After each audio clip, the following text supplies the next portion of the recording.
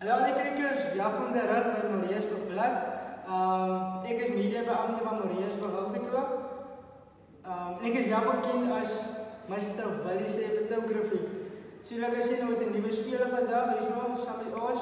Ek gaan hulle homself voorstel aan julle.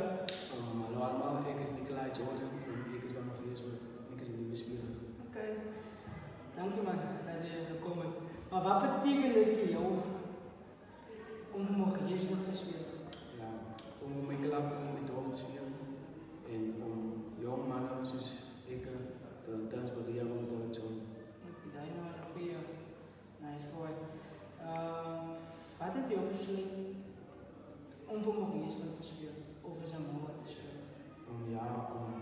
Dus in school klaar maken, na het een keer rugby spelen of gewoon net iets doen, activiteit doen. Dus rugby is lekker voor mij en toen heb ik en mijn vrienden besloten om net een dag te komen om elkaar met de 4 minuten te komen. Dat 2 keer of 5 jaar. En toen was ik net bij oefenen, toen besloot ik dus is klaar hier en toen oefenen in de zomer in Haarlem. En hier is nog eens een paar van hulle hier is, soos ek sien die manne is hulle hobby hoog. Maar dankie baie man. Hulle is op 'n goeie plek nou. Ja, Sê hy. Waar sien jy jouself as 'n speler in die einde van die seisoen?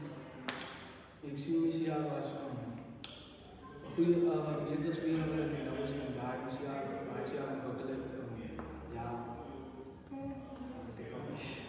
Is reg. Maar dankie man dat jy ingeskakel het hier vanaand by ons.